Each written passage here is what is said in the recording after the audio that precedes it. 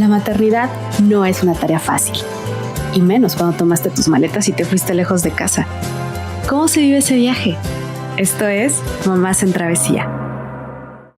Virginia, cuya capital es Richmond, tiene una población de 8.654.542 habitantes, repartidos en una superficie de 110.784 kilómetros cuadrados.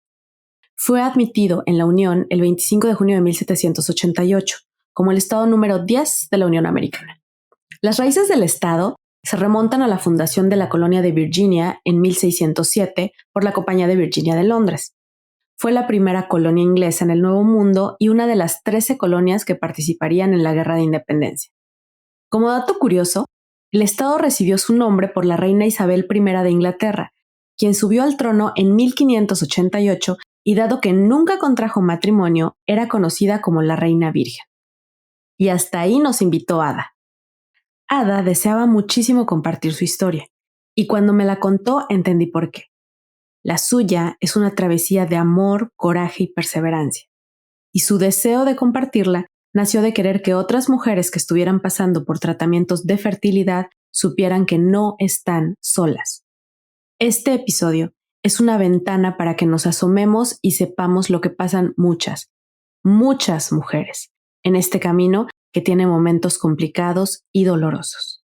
Y justo por eso agradezco con todo mi corazón a Ada que haya querido compartir con nosotras su travesía. Acompáñenme a conocer su historia. Hola, querido auditorio que nos acompaña. Bienvenidas sean todas las personas que abordan este episodio de Mamás en Travesía. El día de hoy tengo que confesar que estoy muy emocionada con este episodio porque les cuento que la primera vez que Ada y yo estuvimos en contacto fue hace 2 meses. Llevamos 2 meses tratando de aterrizar la fecha y el momento para echar chismito y platicar con ustedes, pero se nos atravesó el verano, se nos atravesaron las vacaciones, problemillas técnicos. Bueno, hasta Pepe Aguilar se nos atravesó. Pero hoy aquí estamos. Finalmente lo logramos y con mucha emoción les presento a Ada, que se voluntarió, levantó su manita para compartirnos su historia, que es muy bonita y muy interesante. Así que para entrar en materia, Ada, cuéntanos de dónde eres originaria, dónde vives ahora y cómo llegaste ahí. Hola, muchísimas gracias por la invitación a tu programa. Me encantó el tema y por eso dije, yo quiero participar. Tuviste unas palabras muy correctas en el momento. Cuando te dije, bueno, a lo mejor mi historia no es tan importante, me dijiste, no, a alguien le va a interesar y a alguien le va a resonar. Entonces sí te quiero invitar. Y dije, bueno, pues hoy estamos aquí. Soy originaria de la Ciudad de México. Actualmente vivo en Virginia, muy cerquita de Washington, D.C., donde trabajo. Y ya son varias veces que me ha tocado vivir acá en diferentes temporadas. Y bueno, pues hoy nos toca comunicarnos desde la ciudad desde la capital. Ah, estás en Washington en este momento. Muy bien. Bueno, ¿y tú de dónde eres originaria? De la Ciudad de México. ¿Y cómo llegaste a Washington? O sea, ¿fue vuelo directo Ciudad de México a Washington o cómo estuvo eso? No te lo contesté. Bueno, conocí a un hombre que La Mertz. Una carrera diplomática, trabaja para el gobierno de Estados Unidos y en aquel momento cuando nos conocimos éramos muy jóvenes, él estaba en la universidad, yo también, no pintaba para esto. Años después nos reencontramos, reiniciamos la relación y él ya estaba laborando, pero yo no entendía nada, yo no sabía hacia dónde iba todo esto, ¿no? Entonces yo me mudé de la Ciudad de México a Miami y todo parecía que pues iba a ser encantador porque era Miami, pero nunca me imaginé que eso iba a ser muy corto y que cada estancia iba a ser corta. Y en esa temporalidad implicaba que yo tenía que irme adaptando, aprendiendo, encontrando nuevas amistades, buscando trabajos y empezar desde cero en todo momento, ¿no? Entonces esa construcción yo no la tenía planteada desde que me mudé. A lo mejor no lo hubiera hecho, ¿verdad? Si hubiera... Bendita ignorancia, la inocencia. pura ignorancia llegué y dije, bueno, pues a lo mejor no está tan fea la situación de haberme arrancado, porque yo me sentía como una plantita arrancada de mi tierra, donde tenía todos mis nutrientes, tenía mi trabajo, mis amistades, mi círculo, y de repente pues vengo a esta ciudad y no conozco a nadie. Bueno, claro, se habla español, pero eso no implicaba que yo tuviera relaciones con alguien allá, porque era empezar a tocar puertas. Y pues finalmente nos tenemos que ir de ahí. Llegamos aquí a Washington, D.C., y entonces es otra vez, ay, tengo que volver a nutrirme, ¿no? Y adaptarme, que ya es otro clima, que ya es otra cultura también. Aquí en esta ciudad principalmente, la gente es un poco más fría porque están todo el momento en rotación, porque están las organizaciones internacionales aquí, las embajadas, y mucha gente se aproxima a ti preguntándote qué haces, si pueden tomar provecho de ti, pues van a continuar. Y si no, oh, wow. Con permiso. Uh-huh. Así es el networking aquí. Wow. Entonces, bueno, pues me fui adaptando a esta vida con mi esposo. Finalmente nos toca salir al extranjero, y ahí es donde entiendo un poco más. Él siempre viajaba y él siempre estaba por otras partes, pero yo no lo veía, yo no entendía dónde estaba metida. Entonces, una vez que nos mudamos a China, estamos en Beijing, ahí entendí todo. Ahí capté dónde estaba yo parada, qué es lo que tenía que yo hacer para no perderme en todo ese mundo ajeno a mí, sino que yo tenía que continuar con mi crecimiento personal y a la vez no olvidarme de mí, porque es muy, y lo veo en muchas familias, se da mucho que el empleado principal, pues toda la familia está alrededor, ¿no?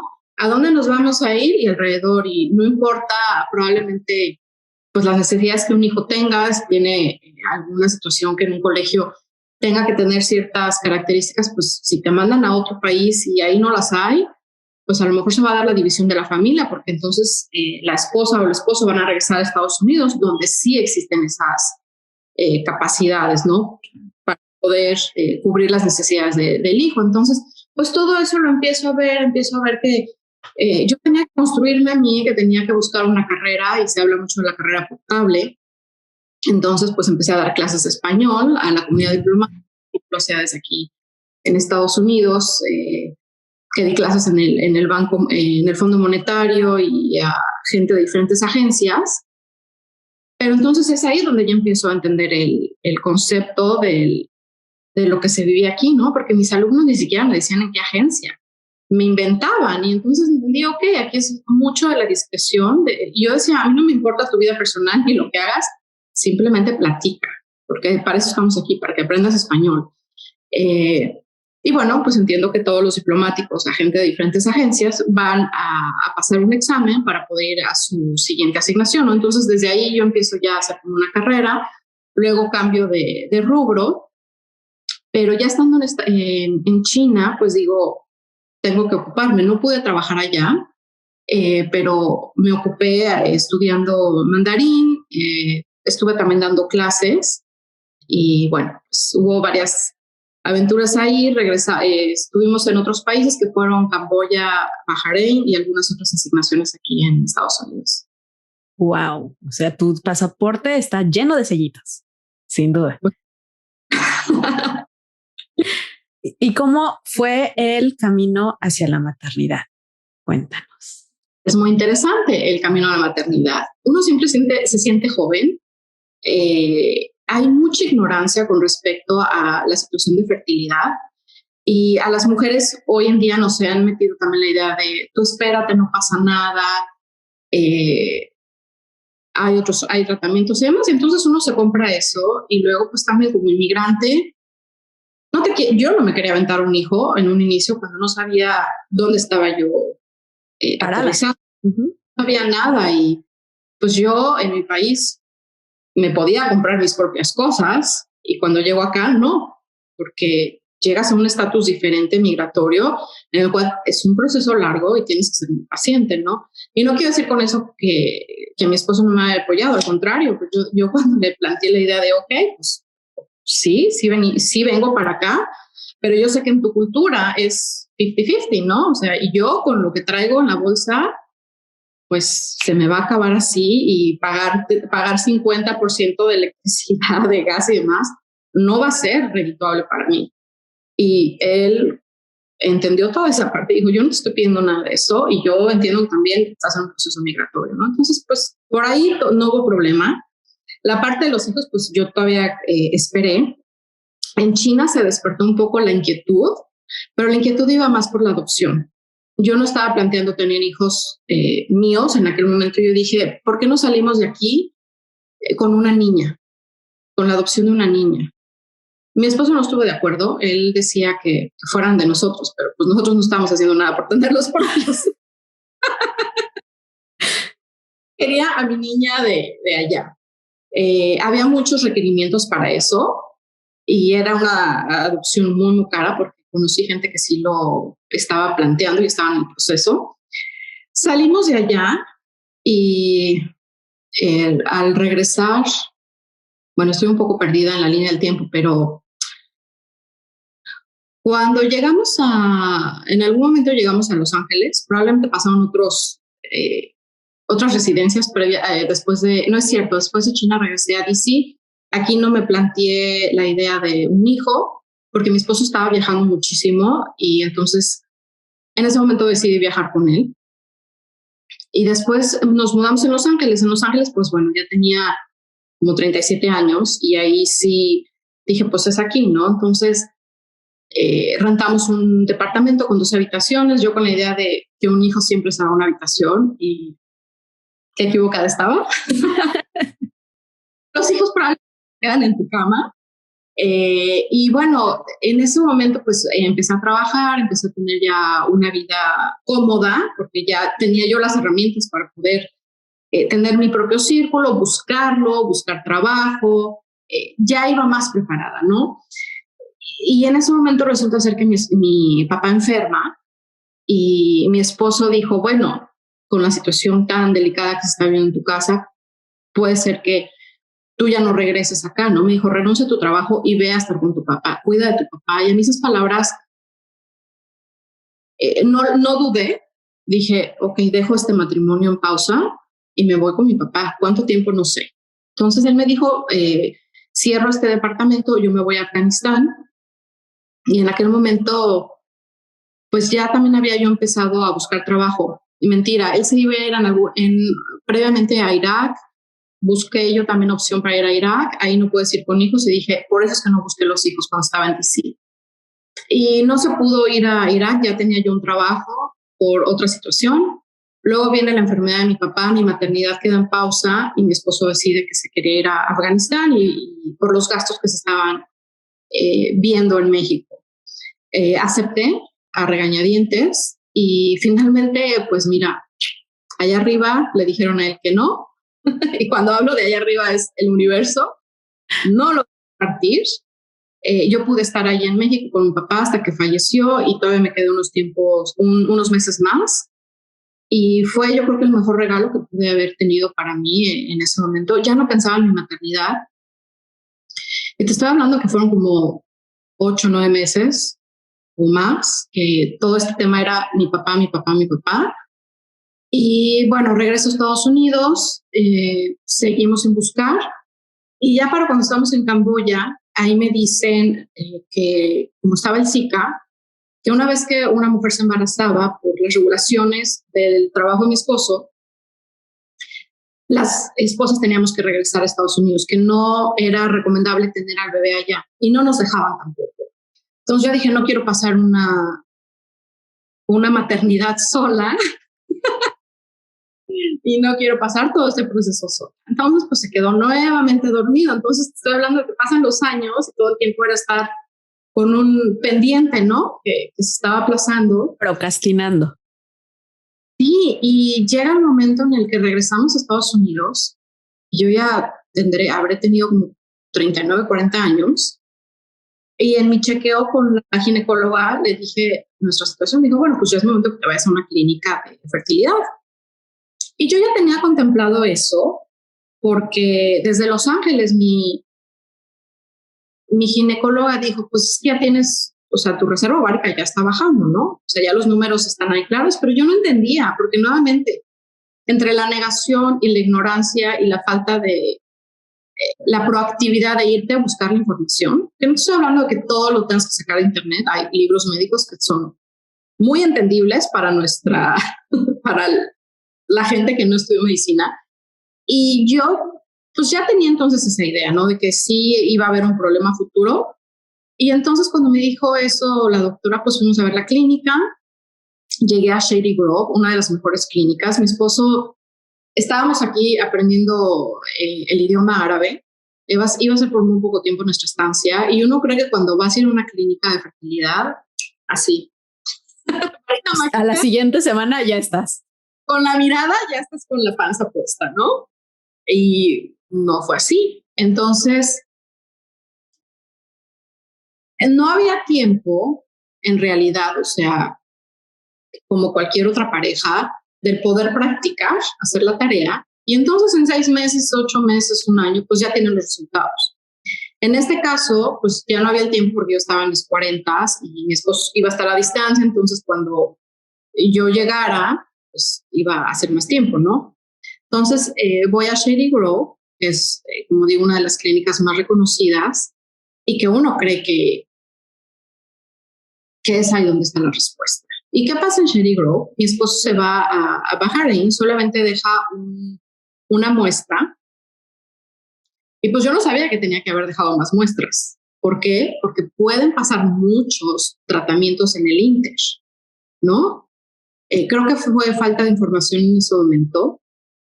Y yo empiezo un tratamiento en ese momento que es el IVF. Yo no tenía idea, porque nuevamente el tema de fertilidad es un tema tabú. Es un tema que hasta que no te topas es donde empiezas a informarte. Y llegué al proceso del IVF. Sí, la doctora dijo es un poco bajo el porcentaje, pero vamos a intentar. Espera, paréntesis. ¿En qué consiste, en términos generales, un IVF?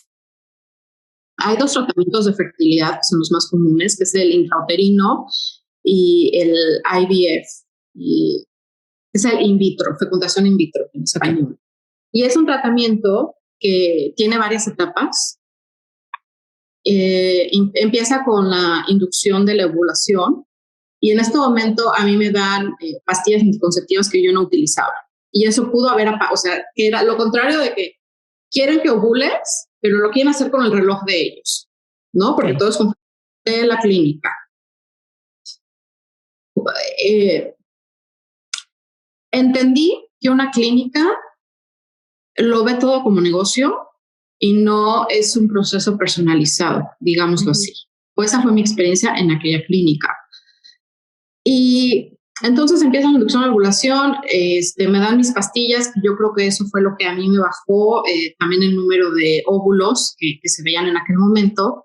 Y lo que tienen que hacer es reproducir con todo este medicamento hasta que llega un momento en que va a llegar después de tantas inyecciones, llega a su medida exacta, que debe ser como unos 18 milímetros, para que los puedan retirar. Una vez que los retiran, los fertilizan con el esperma.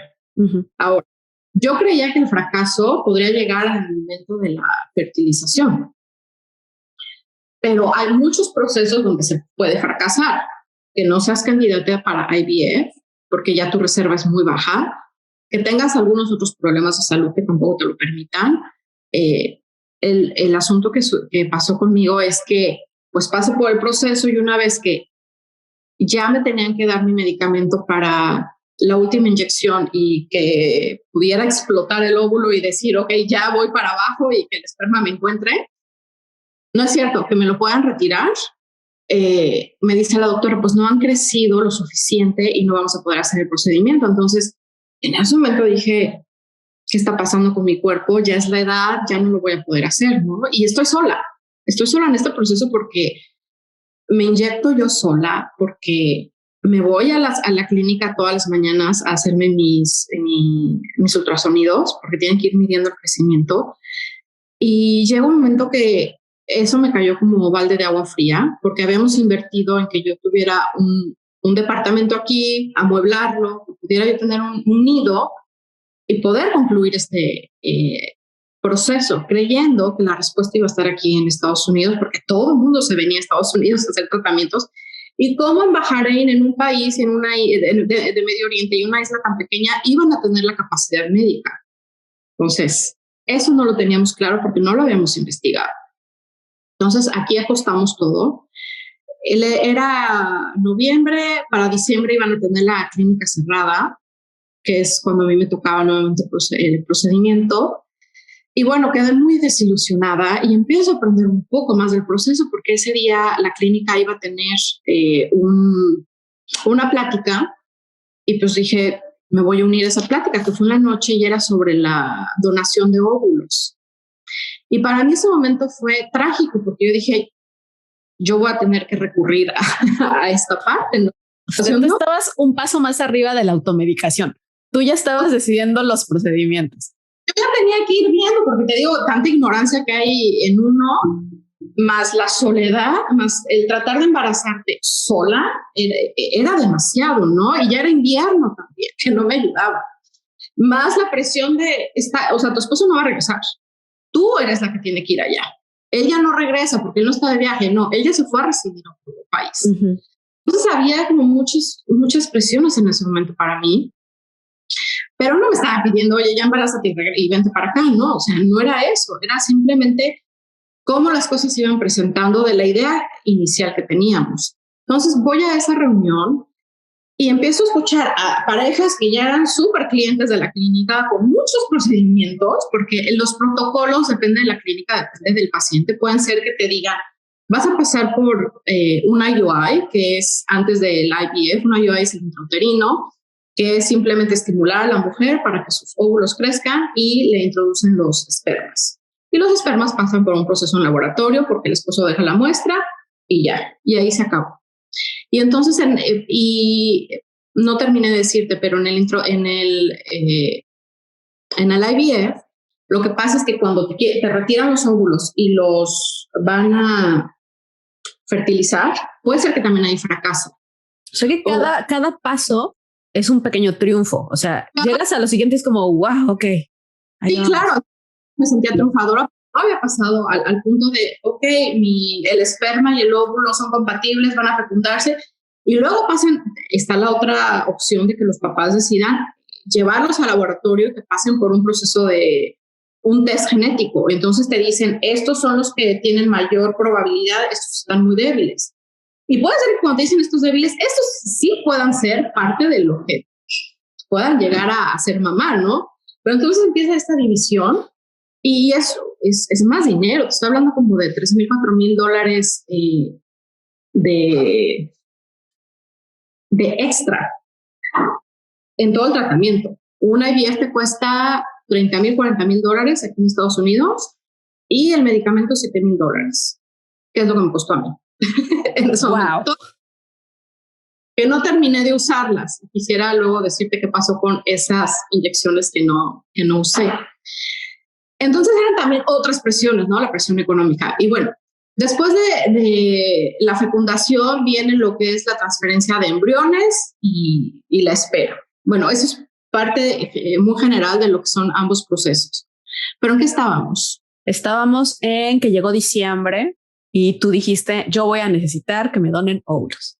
Y me siento, pues, ok, este diciembre no voy a poder hacer el tratamiento, ¿a qué me quedo aquí? Entonces le digo a mi esposo que quiero ir a ver, a visitar, y empiezo en enero. Llego allá y pues ya me empiezo a sentir en casa porque todas mis cosas habían sido transportadas allá. Después de Camboya nos fuimos a Bahrein y empiezo a organizar, empiezo a conocer gente, o sea, nuevamente las herramientas que uno ya que ya las hizo para uno mismo, es ir a buscar gente, es ir a buscar tu propia comunidad, tu familia del momento. Y nos llega la información de una doctora que era muy exitosa allá y la fuimos a ver. Fue un momento en el que, después de haber visto esta clínica tan grande, con tanto renombre, ir a una clínica tan pequeñita con 3 empleados. Una clínica boutique, vamos a decir. Musulmán, donde las reglas son diferentes, y con una doctora que había tenido pues muchísima experiencia en el extranjero y había tenido a su cargo en otros países clínicas de fertilidad y demás. Entonces existía pues toda la confianza de que ella tenía experiencia, ¿no? Entonces al sentarnos con ella me dice, a ver, enséñame el protocolo con el que tuviste en Shady Grove. Se lo enseño y me dijo, mira, a ti te pagaron todo, te pusieron mucho más de lo que tú necesitabas, y entonces se colapsó tu sistema. Y dije, ok, puedo respirar. No era mi culpa. Fui yo. Y me dijo, a ver, inmediatamente vamos al ultrasonido. Dijo, tú estás perfecta, vamos a empezar con el IUI, el intrauterino. Yo dije, ay, no, porque los ultrauterinos no funcionan, porque muchas clínicas, como dije, sus procesos son puede ser que te pongan 5 IUIs como protocolo y luego entonces es candidato para el IVF. Y eso implica pues un gasto económico, ¿no? Y la espera, la inversión emocional. Dije, bueno, pues estoy en sus manos y vamos con eso. Entonces inicié un proceso con ella y muy interesante porque yo te hablo de $7,000 que me dieron el medicamento que al final se quedaron en mi refrigerador en Estados Unidos, la mitad, más de la mitad, yo creo que 3/4 de esa caja que me llegó una hielera. Y cuando voy con ella me vende el medicamento, pero por medida, por unidad.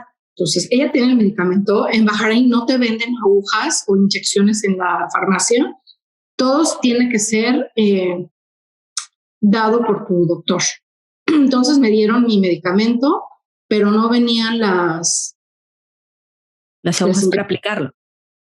Entonces voy a la farmacia y es cuando nos damos cuenta que en ese país no existía eso.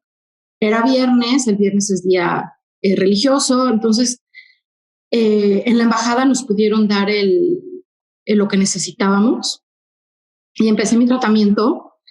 Ese tratamiento de IUI no funcionó, pero yo ya estaba más, ya entendía lo que estaba pasando, ¿no? Pasamos, ahorita tengo una laguna. No, creo que ese tratamiento me puse loca por las hormonas. Creo que fue en el primero o en el segundo. Según yo tuve nada más 2 IUIs, pero pude haber sido un tercero. Según yo en el primero me puse así histérica, no sé por qué. Yo le dije a mi esposo, no quiero tener hijos contigo. Él recuerda eso, yo no. Voy a ir a la cita, yo no quiero ir. Y hasta... Ve tú si tantas ganas tienes. No sé, estaba yo enojada, o sea, yo irreconocible porque tienes que ir con los tiempos y al día siguiente, o sea, esa noche me tocaba ponerme la inyección, que es el trigger, para que todo se revolucione y al día siguiente ya puedas hacer el procedimiento. Entonces, si se pasaba 24 horas, bueno, pues tenía que ir al día siguiente. La doctora dijo, bueno, pues pueden venir, pero ya no aseguran. Y creo que sucedió eso y bueno, pues ya no quedé embarazada. Sí, claro, fue creo que en ese procedimiento. Hicimos un segundo intento, como 2-3 meses después, y fue ahí donde logro tener un embarazo. O sea, ya no fue necesaria el IVF. No, porque ella me dijo, vamos a iniciar por protocolo contigo porque a ti te veo perfecta. Tu útero está muy bien, tus hormonas están bien, todo está muy bien. Lo que te hicieron en Estados Unidos, o sea, ella lo descalificó. Entonces, pues tuve que ponerme en manos de ella y decir, ok, que funcione esto, ¿no? Y si no, pues vendrá ya un IVF. Y en ese momento, pues durante todo este proceso te das cuenta que, pues en un país musulmán, no son las leyes iguales acá, ¿no? Entonces, en un IVF, pues, vas a dejar tus embriones congelados en Bahrein, o sea, si eso hubiera sido el procedimiento de un IVF, pues yo no sabría, o sea, si esto hubiera pasado conmigo, yo no sé qué habría pasado ahorita, ¿no? Porque estoy en Estados Unidos. Luego te hacen firmar los mamá y papá tienen que firmar todos los documentos. para la transferencia de esperma tiene que firmar el esposo, o sea, no te van a hacer jamás un procedimiento de fertilidad si no estás casada. Entonces, todos con regulaciones diferentes. Pues mi esposo cuando da su muestra, no tienen un cuarto especial para eso, ¿no? Y me río mucho porque cuando le dicen, ahí está el cuarto, pues era el cuarto de rezo. O sea, y dije con la bendición que suceda. ¡ay, qué inapropiado! Salió ahí con su muestra. Yo no estuve presente porque, pues no es que tampoco o sea, yo creo que en la cultura de ahí, hasta de la clínica, pues no es que la esposa pueda ir y pueda echar una mano, ¿no? Literal. Entonces, de reto, sacó su muestra y fue una muestra muy exitosa. Cuando me dice, bueno, pues ya se logró el embarazo, los números aparecían muy altos y una de las enfermeras me dijo, puede ser que sea un embarazo gemelar por lo alto que aparece esto, y dije, bueno, pues que sea lo que tenga que ser, ¿no? La doctora en ese momento me dijo, mira, vamos a irnos con cuidado. Ella muy cautelosa y eso me gustó mucho, y me gustó también mucho su trato personalizado, porque tienes que llegar a manos de un doctor que todo sea persona a persona. Aquí en Estados Unidos no se da mucho ese tipo de encuentros. Todo es con reloj y el que sigue y hablas con la enfermera o con la plataforma, porque todo lo metes en la plataforma y ya cuando la enfermera te pueda contestar, te va a contestar o te va a llamar, ¿no? Y mientras tanto, pues estás ahí perdido porque pierdes contacto con tu doctor. Todo es a través de la enfermera. Entonces, aquí los tratamientos que ella me hacía era tan maternal y me decía, tú reza. O sea, son cosas que un doctor no te dice. Tú reza, tú ponte en manos de Dios. Me acariciaba la frente, ¿no? Yo con mi orfandad, porque mis padres ya murieron, y una mujer extraña a mí acariciándome en ese proceso, yo decía, esto es muy maternal, ¿no? Y yo dije, aquí va a ser. No sé cuándo, pero aquí va a ser. Me conecté mucho con la doctora. En Cherry Grove te mandan a otro piso para que te hagan los ultrasonidos, es gente extraña, externa, que no está en tu proceso, entonces todo el tiempo estás como un número. No, nunca encuentras un momento de poder conectar con alguien ahí, ¿no? Y en esta clínica en Bahrein, pues sí, todo el tiempo era conexión con la doctora en contra del reloj, y es un proceso bien difícil porque uno tiene muchas dudas, porque una vez que ya pasas por estos procesos y empiezas a entender y te empiezas a informar, pues ahora tienes más preguntas. Y ella todo lo contestó. Venía varias parejas que yo no sabía, habían ido con ella y habían tenido un embarazo exitoso. Entonces, pues me puse en manos de ella y vi que su calidad humana era increíble.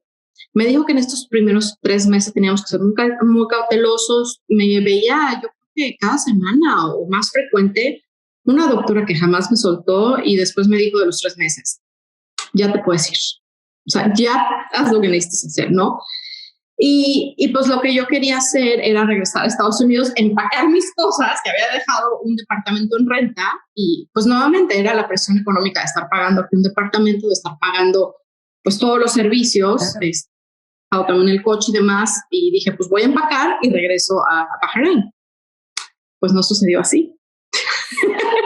Entonces, aquello que yo dije en Camboya, no quiero pasar por un embarazo en soledad, pues me toca 6 meses de tener un embarazo sin mi esposo, ¿no? Él vino, creo que una vez, y ya, por 1 o 2 semanas, y eso fue lo que me tocó estar con él, pero yo ya no me sentía discapacitada, no me sentía abandonada, la verdad yo me sentía muy contenta de llegar a este lugar del mundo y ver verde, donde yo estaba todo era gris, era desértico, y yo aquí tengo toda el área verde, ¿no? Todo este estado es verde. el poder salir como mujer y poder caminar sola, irme en transporte público o lo que yo quisiera y no tener que estar decidiendo qué ropa me ponía en qué día y si iba a salir a la calle entonces un poco más cubierta, aunque es un país muy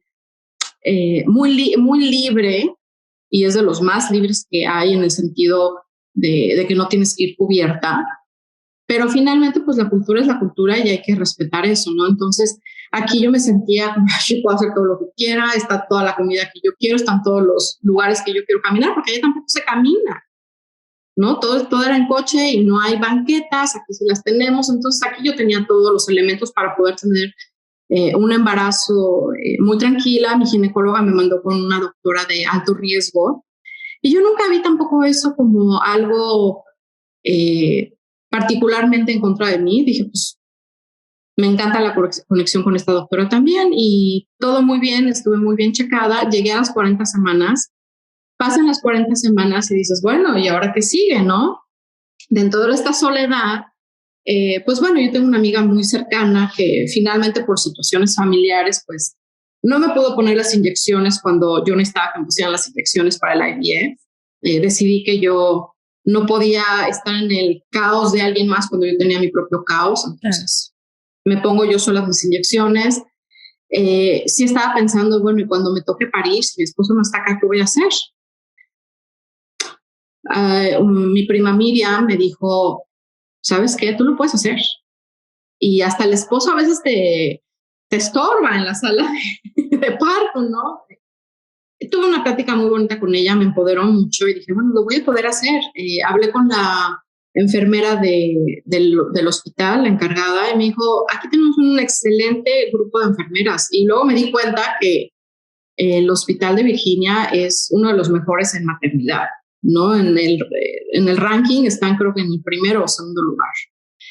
Entonces, pues llega el día del parto y afortunadamente mi amiga me pudo acompañar, estuvo conmigo y otra amiga de China, que era enfermera retirada, pues estuvo de visita acá y le dije, oye, ¿puedes venir mañana? Porque me van a inducir el parto. Si no tienes nada que hacer mañana, ¿te gustaría acompañarme en mi parto? Y entre las dos, pues hicieron una gran mancuerna y se conectaron muy bien porque pues a mí me tocaba estar ahí cooperando, yo no sabía qué iba a suceder y durante el parto hay una complicación, la doctora me dice, necesitamos decidir ahorita si hacemos el vacuum, que es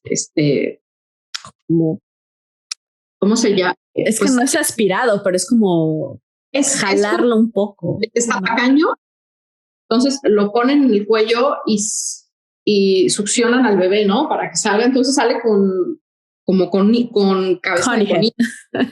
Pero ese es un intento, o sea, no pueden hacer más. Me dijo, ¿hacemos eso o nos vamos directo a la cesárea? Y dije, no, pues ya a la cesárea, ¿no? O sea, vámonos, porque ya estamos retardando esto. Y mi amiga me dijo, la enfermera, no, y la veía así con cara de sargento, vacuum. Y dije, ok, vacuum, porque no tengo idea qué es. Pero ella sí, así que...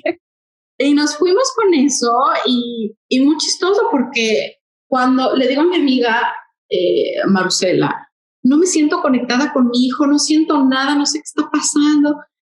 Dice, ya vas a ver. Y una vez que sale el hijo, me pongo a llorar, recibo al niño y la doctora que practica mi religión, doctora, vamos a rezar.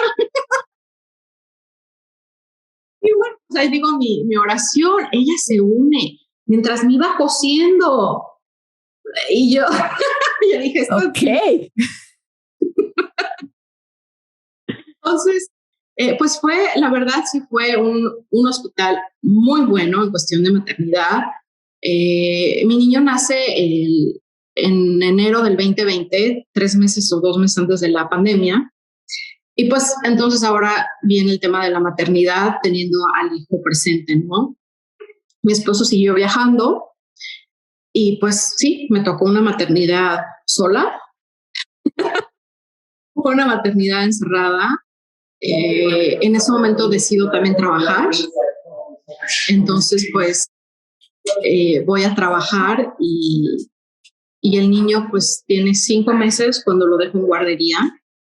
y mi esposo pues seguía viajando, pero creo que con la edad, con la experiencia, se tienen otras herramientas y hay que confiar en uno mismo, confiar en que el universo, confiar en que tu sabiduría y que la gente que está en ese momento van a estar contigo, ¿no? Yo entendí también que en ese momento de la pandemia, pues todo el mundo estaba pasando por una situación particular, familiar, y que yo no tenía que ser el centro del universo de nadie para que me vinieran a atender, para que me pudieran dar, para que pudieran cargar al niño, ¿no? Entonces, mis brazos fueron los brazos que este niño tuvo todo el tiempo. Eran brazos que se cansaron, brazos que lloraron de cansancio, noches donde pues también no dormí, mis senos que pasaron por 7 capítulos de mastitis, no tuve asesora de lactancia. Mucha gente me decía, ya deja la lactancia, déjala por la paz. Durante una mastitis que estás con el grito en el cielo, tienes que ir a un hospital que no está recibiendo pacientes por la pandemia, los doctores tampoco porque tienes temperatura, entonces esto es COVID. O sea, sí fueron momentos muy duros y no me arrepiento de haber seguido con mi lactancia, porque es muy fácil, bueno, pues tener la fórmula, pero yo seguía pensando que lo mejor para mi hijo y para mí era la lactancia. Y bueno, ¿qué te puedo decir de todo esto, de cómo ha sido la maternidad ahora en Estados Unidos? Creo que el universo tenía un programa y un plan especial para mí, porque yo estaba muy triste de no poder regresar a Bahrein, de no poder iniciar un trabajo que tenía allá, de no poder continuar con las reuniones que tenía con mis amistades y todo lo que me faltaba por conocer. Pero bueno, en estos procesos en los que estás con una panza y tienes que empacar una casa y que había un trabajo y que había muchas otras cosas, tienes que situarte y tener que entender que la vida se presenta de una forma, o te peleas con ella o la abrazas, la aceptas y buscas caminos un poco más amables y dulces, ¿no?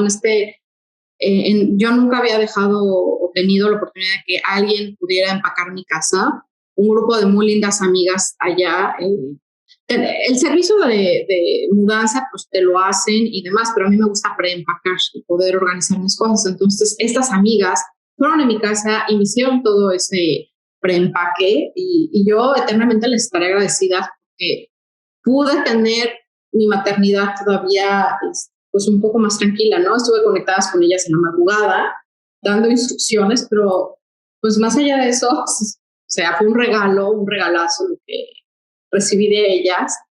Y ahora que pues, Jacob, que es mi hijo, está en una guardería, está en una de las mejores guarderías de la ciudad, ha tenido un crecimiento increíble, es uno de los niños que afortunadamente no vivieron una pandemia encerrados, el daycare estuvo funcionando siempre con unos protocolos muy, muy definidos, muy cuidadosos. Si había alguien reportado, no iba a presentarse o cerraban el daycare por una semana y demás. Entonces, mi hijo nunca enfermó, siempre lo llevé con toda la confianza. Es un niño que socialmente pues es muy activo, es un niño que ha sonreído, es un niño que no supo lo que fue este encierro, ¿no? O sea, el encierro más bien fue para mí, estuvimos probablemente pues 2-3 meses antes de que él llegara a entrar a la guardería.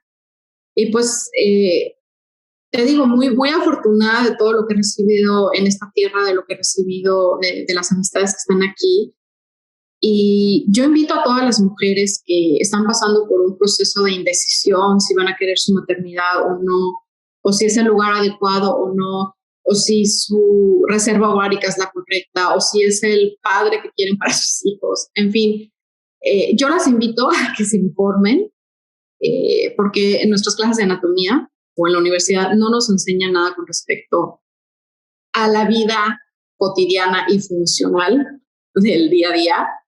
Las invito a que lean, se informen.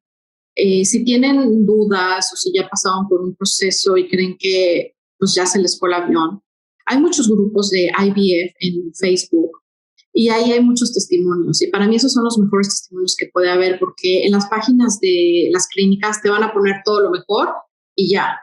Y cuando vas a estas páginas de testimonios en Facebook, pues te das cuenta que hay un mundo de opciones, gente que decide a lo mejor en su propio lugar de origen no hacer el tratamiento e irse a otro país de Europa porque es más económico y pagando alojamiento, avión, alimentación, todo sigue saliendo más económico.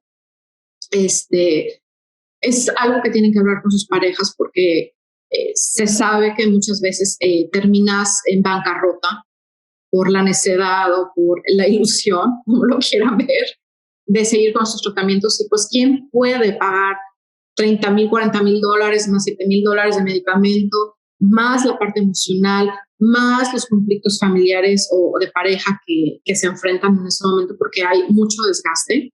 Claro. Puede ser que el otro no quiera, puede ser que uno diga, bueno, voy a poner los ahorros de mi vida para este último intento y el otro diga, no, no lo hagas, o esto era para la casa y decides, no, yo sí lo quiero, no hay casa, o tienes algún familiar que necesite ese dinero para cubrir una cuestión de salud o tu propia salud, no lo sé, son cuestiones que hay que platicarlas, hay que hablarlas, hay que tenerlas claras, hay que informarse. Si no te sientes cómoda con tu doctor, busca otras opciones, hay muchas opciones. No te cases con la clínica de renombre, porque probablemente por ahí no es. Recuerdo que cuando llegué ya con mi panza, fui a esa clínica y le fui a agradecer a la enfermera, le dije, lo logré, ¿no? Y hubo un abrazo con mucho cariño y me dijo, aquí estamos para ti en una siguiente ocasión, ¿no? Entonces, pues, hay que tener también esta seguridad de que tu maternidad va a ser exitosa, de que no necesitas a los 20 tíos a tu alrededor, de que pues yo con mi orfandad, pues no iban a estar mis papás aquí y tampoco mi esposo tiene mamá, entonces pues había este tema de orfandad aquí y que estábamos lejos de nuestros familiares y que por pandemia pues la gente no puede venir de México porque las inyecciones no las reconocía el país para que pudieran entrar, en fin. Entonces se ha pospuesto muchas cosas, pero finalmente me doy cuenta que mi maternidad ha sido muy exitosa porque la he disfrutado, porque lo que lloré, lo lloré muy bien, lo lloré con su intención. Lo que tenía que abrazar, lo abracé y lo sigo abrazando y sigo aceptando el camino como se va presentando, ¿no? Y viendo las luces que están ahí a un lado y que hay que agarrarse de ahí, no decir es que todo está tremendo, es que por aquí no fue, es que tuve que dejar este país con una renta que tenía que yo estar pagando más un tratamiento en otro país. Ni modo. O sea, si hago cuentas, pues ya creo que pude haberme comprado una casa, ¿no? Pero pues las cosas son así y afortunadamente sigo siendo joven y puedo seguir trabajando y producir, ¿no? Y finalmente las sonrisas y la alegría que mi niño me ha dado, no las cambiaré por nada, es un niño súper alegre, un niño que nos ha traído muchas alegrías y felicidad al hogar y que yo sé que lo que yo le he dado y te platicaba antes de entrar al programa, que pues yo no quiero ser la mejor mamá, nunca fue mi ilusión ser la mejor mamá. Simplemente yo busco que mi hijo, y lo que he hecho en este momento es que él sale de su guardería y mientras el clima lo permita aquí, que el verano es lo mejor y ya luego viene un invierno con nieve, pues salir a conocer. Entonces lo recojo a las 5:30 de la tarde y salimos a conocer la ciudad y salimos a jugar y salimos con su bicicleta o con su triciclo y el niño siempre está en movimiento, siempre está experimentando cosas nuevas. Es un niño muy independiente que se aleja de mí. Yo lo dejo que se aleje, lo dejo que camine, sí con supervisión, pero yo no estoy de mamá helicóptero viendo qué hace, dónde pisa, si se metió la mano sucia. No, es un niño que quiero que sea un niño independiente, funcional, que tenga sus habilidades sociales. Y creo que voy muy bien en ese sentido. ¿Que tengo mi casa limpia? No la tengo limpia, no me da la vida. Pero mira, igual se vuelve a ensuciar, ¿eh? O sea. Tiempo con mi niño, tengo otros cursos que tomo, entonces ya esa parte que muchas mamás tienen esto de tengo que ser la mamá perfecta. No, ni manicure tengo. O sea, voy dejando unas cosas por otras, ¿no? Y pues bueno, todas estas mujeres a las que yo les estoy hablando hoy, o a todas estas parejas que están buscando un tratamiento, busquen opciones, lo que un doctor les diga no quiere decir que sea la última oportunidad que tengan, busquen más posibilidades, no se sienten cómodos, busquen por otro lado, infórmense en todo momento y pues les deseo que tengan una maternidad y una paternidad increíble, muy bien platicada, por cierto, porque es un tema muy, muy importante y pues les deseo todo lo mejor a aquellas personas que estén pasando por o estén pensando en tener un proceso de IUI o de IVF. Muchísimas gracias. Y antes de dejarte ir, tienes que contarme qué pasó con el medicamento que se quedó en tu refrigerador. Claro. Bueno, pues regresé y aquí hay un grupo no quiero decir que en todos Estados Unidos, pero probablemente sí, se llama Buy Nothing, no compres nada. Y esto se divide por colonias, por secciones, por barrios. Y pues yo me metí a ese grupo, ¿no? Lo encontré ya muy tarde porque pues, pude haber yo amueblado tu casa con Buy Nothing.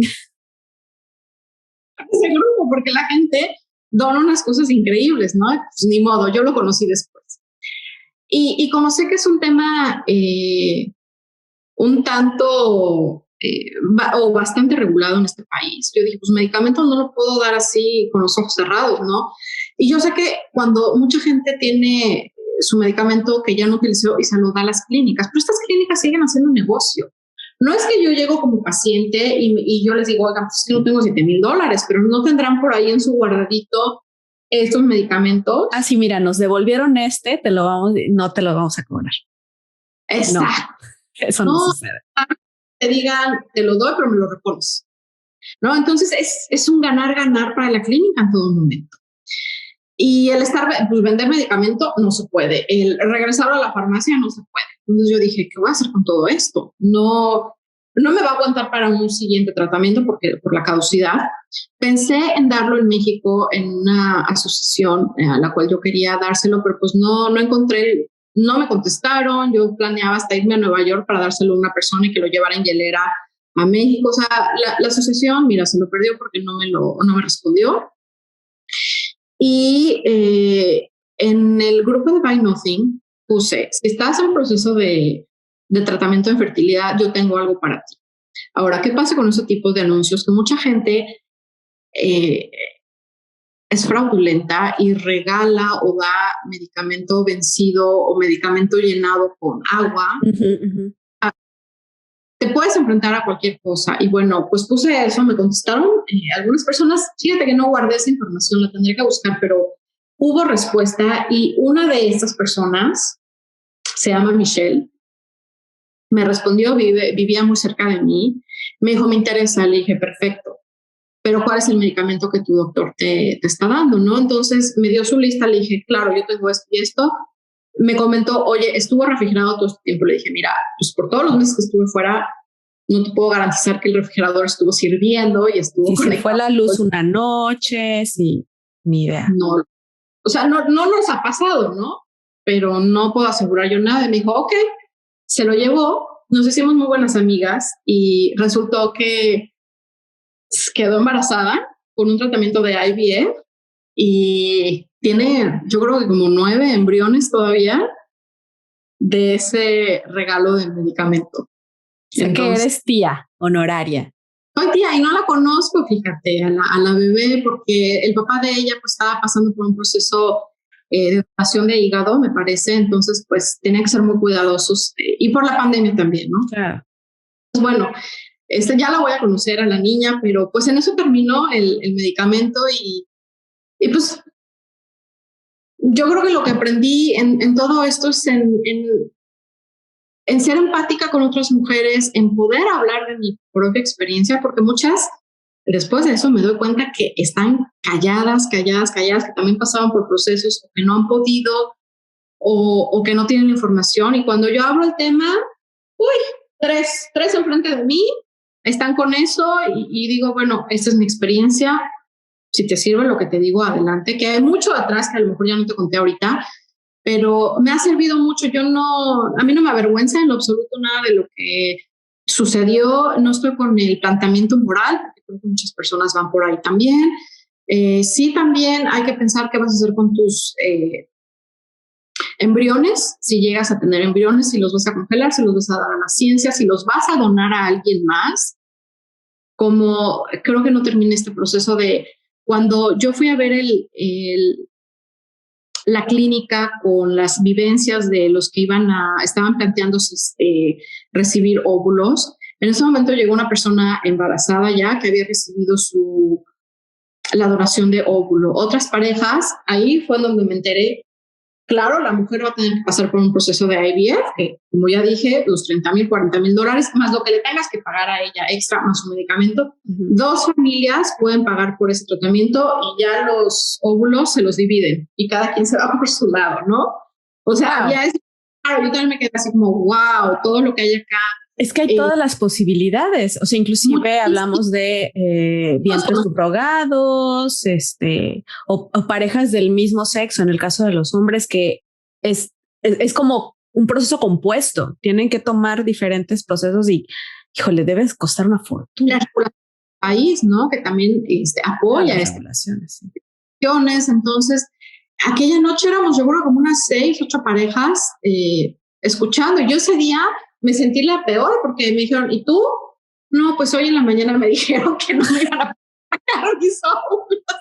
O sea, y todos aquellos con sus dramas, y yo para mí era mi primera vez, ¿no? Entonces, no, bueno, o sea, esto puede para la... Pero qué importante decirlo, como para que otras personas sepan que esto puede, que de entrada te puede fallar, entre comillas, o las cosas pueden salir mal en un montón de etapas. O sea, y que no va a ser un caso aislado si te sucede, que no quiere decir que tú estés mal. O sea, no eres una rara. Estas cosas pasan. Pero además, el que dimensiones que es como, ok, bueno, esto le pasa a mucha gente. Hay más opciones. Y que en realidad le pasa a muchísimas gente, a muchísimas personas.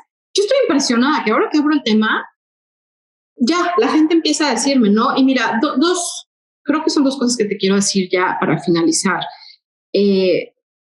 Muchas personas viven su proceso de tratamiento en soledad y los resultados, que puede ser un mal resultado porque tienen que pasar por un legrado.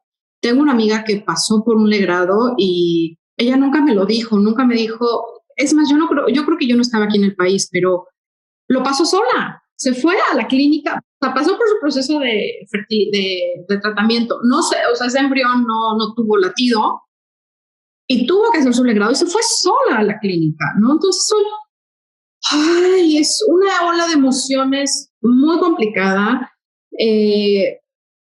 Están las mujeres que no tienen el apoyo de su esposo, que les dicen, ok, yo sí, pero pues no voy a hacer más de esto, ¿no? Yo previamente a iniciar el tratamiento, lo platicamos con una amiga, me dijo en una reunión, oye, aquí tengo mi amiga que tuvo 6 tratamientos o 8 tratamientos de IVF.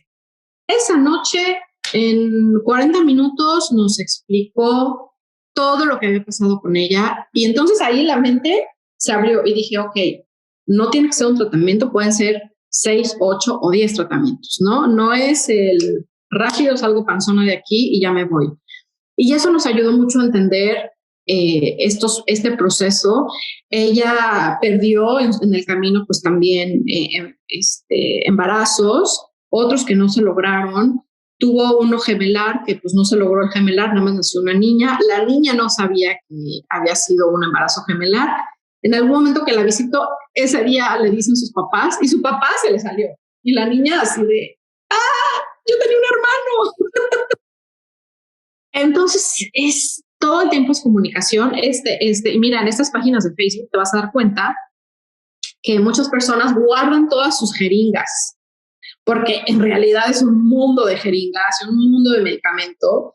Y lo que hacen es una vez que ya tienen a su bebé o que tienen ya la foto del ultrasonido, lo ponen y alrededor ponen todas las jeringas, las llenan de líquido de colores, ponen un mensaje o ponen también los frasquitos con colores. O sea, hacen unas cosas, la verdad, muy bonitas porque es un gran logro. Y es que siempre Hay que honrar también eso, hay que honrar el largo proceso, todo por lo que tuvo que pasar tu cuerpo, porque simplemente cuando te baja, sientes el shot de las hormonas, estar en un procedimiento que te está a veces metiendo y sacando a la menopausia, inclusive, o sea, tu cuerpo está pasando por mucho, hay que honrarlo y hay que agradecerle y apapacharlo y abrazarlo y valorar y dimensionar. Estos testimonios que abrazan ese momento y que esta amiga que guardó todas sus jeringas y me dijo, en algún momento se los voy a enseñar a mis hijos, ¿no? Todo, o sea, esto es el resultado de todo este esfuerzo. Y otra cosa que pues a mí me parecía lejano y súper lejano era cuando en mis visitas a México algunas personas me dijeron, no, bueno, yo ya congelé mis óvulos. Y yo, está bien, ¿no? O sea, yo no lo veía como algo para mí. ¿Y qué pasa? Que esa es otra cosa que quiero decir rápidamente, que el tener tus óvulos congelados tampoco es una garantía. ¿Qué pasa? Que una vez que se descongelan, puede ser que no se logró la fertilización con el esperma o que la calidad del embrión no es la correcta. Entonces, tampoco es garantía. Ahora, sí, claro, ¿quieres prevenir? Adelante, congela, ¿no? O sea, para eso está la ciencia, para ayudarte. Pero también hay que tener esa información, porque lo mismo que me pasó a mí de, no, pues yo de aquí salgo embarazada, de aquí todo va a pasar. Esto va a tardar 5 minutos, claro. Estar informados y saber que no va a ser así o que todos van a resultar embriones, ¿no? Que eso sería increíble, pero también si van a pasar por un tratamiento médico, pues tanto hombre como mujer, o muchos hombres aquí que se van al servicio militar o que están sirviendo en otro país, ¿no? Los diplomáticos, que no sabes las características del país, que por el clima, por la contaminación ambiental o por la cuestión del alimento, puedan a llegar a afectar su organismo y su fertilidad. Entonces, pues también contemplar eso, el poder congelar óvulos y espermas de los dos, para que cuando llegue el momento, pues puedan tener ahí su guardadito, ¿no? Su ahorro. Pues sí, porque el tiempo pasa. Pero sí, creo que lo más importante, y creo yo que la razón por la que originalmente tú me contactaste, y te lo agradezco mucho, fue eso, fue compartir información y decirles, por favor, infórmense. O sea, las cosas están ahí para que ustedes puedan consultarlas y tomen una decisión, la que sea, informada. Si quieres entrar a un tratamiento, un protocolo, si no, si decides que sabes que esto está demasiado complicado para mi cuerpo y para mis finanzas y mejor no, está bien. Todas las decisiones son válidas, solo hay que informarse y la información está ahí. Entonces hay que buscarla, no ir con los ojos cerrados, no esperar que esto se resuelva en 10 minutos. O sea, solo infórmense. Ahí está. Y las decisiones vendrán. En todo momento, decisiones informadas. O sea, no hay otra forma. Vayan, si van a estar en las clínicas de fertilidad, vayan con el que hace las finanzas ahí y que sea claro. Porque tú puedes pagar un tratamiento, pero ese tratamiento te dice, ok, si no pega la primera, te damos una segunda oportunidad. O te cubre el examen genético de los embriones. O sea, hay que ver y hay que ser muy precisos con los paquetes que ofrecen las clínicas, ¿no? Y comparar con otras clínicas y comparar dónde te sientes bien. Siempre. Fui a una clínica donde, aquí en Estados Unidos que acabo de descubrir, la verdad muy humana, y fue la clínica que Michelle me recomendó. Ok. Porque le dije, oye, ¿a dónde vas tú? ¿No? Entonces, pues tomé el nombre y entonces me di cuenta que es una doctora con hay opciones, gran reconocimiento, pero es una clínica más pequeña, que no son estos renombres industriales que todo el tiempo tienen gente, ¿no? Si a mí me hubieran dicho, por ejemplo, Ana, si a mí me hubieran dicho, mira, el medicamento te cuesta esto, pero ¿por qué mejor no lo divides? ¿Por qué mejor no pagas los primeros 4 o 5 días tu medicamento o 10 días? Y en lo que te va diciendo el doctor, si estás en buen estado o no, ok, si vas a seguir con la siguiente etapa del medicamento, lo compras. No que se quedó en un refrigerador, ¿no? Y que afortunadamente llegó a buenas manos y con un buen resultado, pero pues a mí económicamente me hubiera ayudado mucho el poder ese tipo de información que lo encuentras en los grupos. Las clínicas no te lo van a decir. Ni las clínicas tampoco te van a decir, oye, si tú me regalas tu medicamento, yo lo voy a vender acá, ¿no? O sea, tú me lo vas a volver a reponer.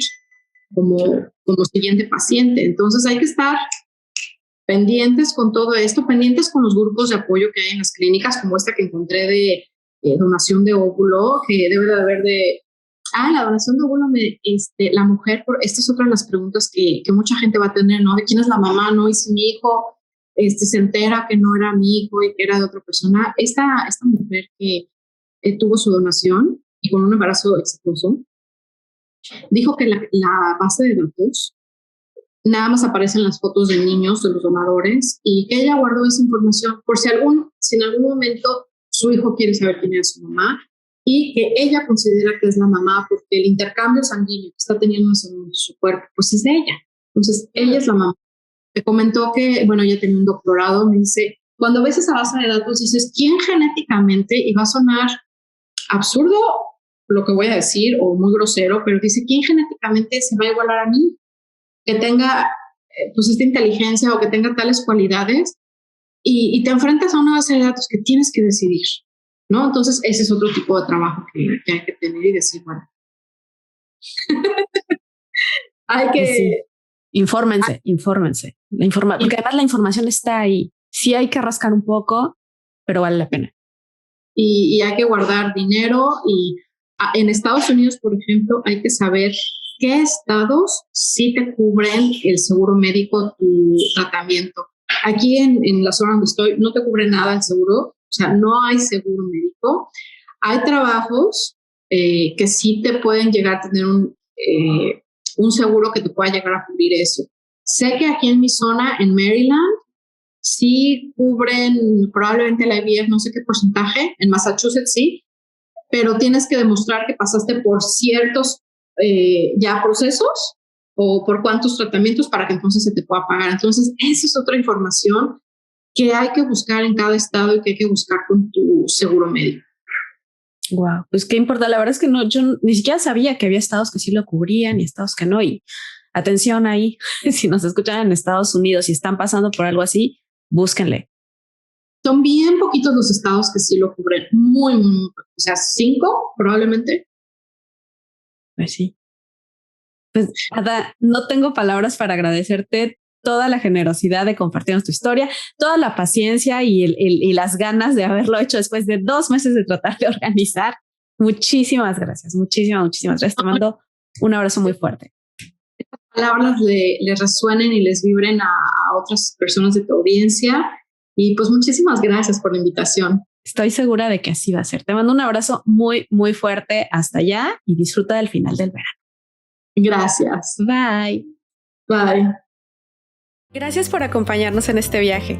Si les gustó, por favor compártanlo, califíquenos con 5 estrellas en la plataforma en la que nos escuchan y síganos en Instagram como @mamis_en_travesía.